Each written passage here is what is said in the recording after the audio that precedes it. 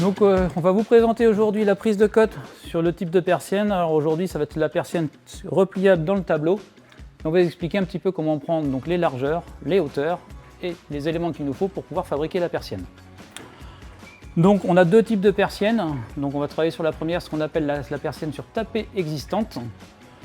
Donc je vais vous expliquer comment prendre les largeurs de tapée, les hauteurs et comment on peut déterminer le nombre de vantaux également.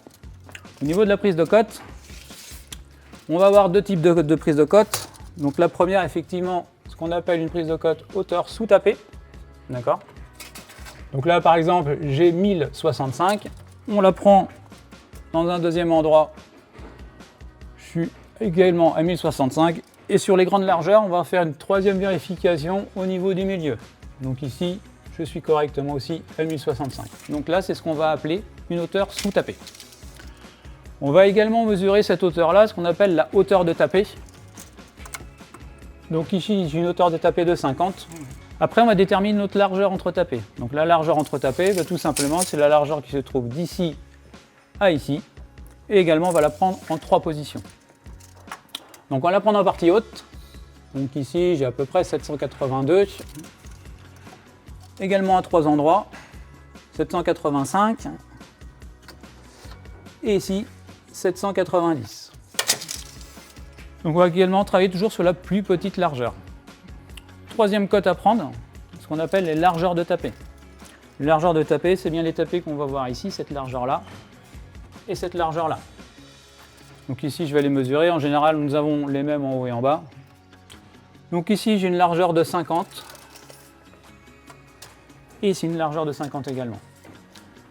À quoi nous sert ces largeurs-là? Elle nous sert à déterminer le nombre de vantaux. Sur cet exemple très précis, par exemple, je sais que j'ai une largeur de tapée de 50 mm. Ça veut dire qu'il va pouvoir mettre 2 vantaux ici repliables et 2 vantaux de ce côté-là.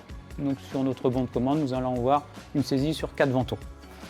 Si jamais les largeurs de tapée sont insuffisantes, nous, techniquement, on va vous dire ce n'est pas possible. Il va falloir reconstruire vos tapées de façon à les élargir ou les diminuer totalement pour repartir sur de la tapée incorporée. Une cote très importante pour nous également, ce qu'on appelle la profondeur tableau. Donc la profondeur tableau, on la prend devant la tapée, donc c'est bien cette cote ici. Donc la profondeur tableau ici, j'ai 215. On la prend également à 2 endroits. 215 ici également. Et un petit peu plus ici, 220 et 220. Donc ça nous sert à vous indiquer que si les panneaux dépassent de la largeur de votre profondeur tableau, et le risque par rapport à la prise au vent.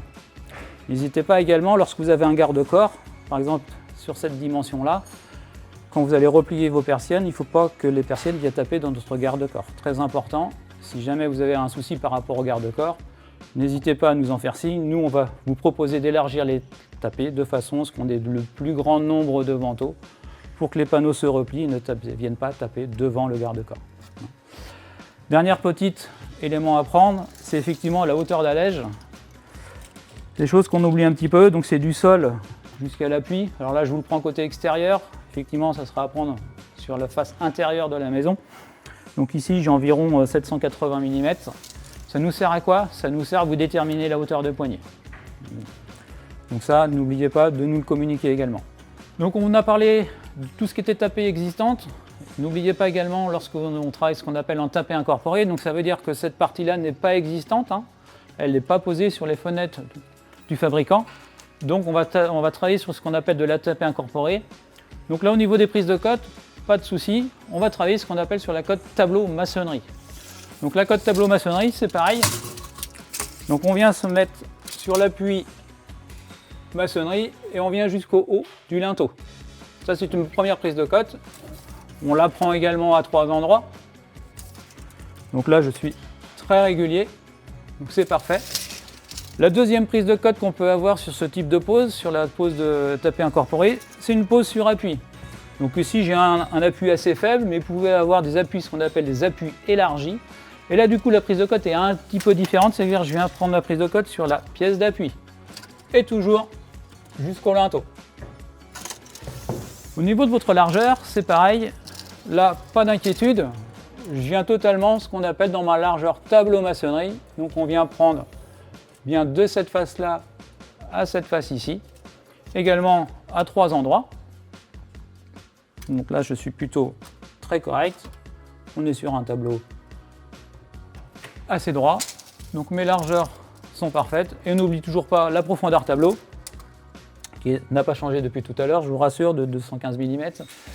Et cette profondeur tableau va nous déterminer nos nombres de vantaux tout simplement.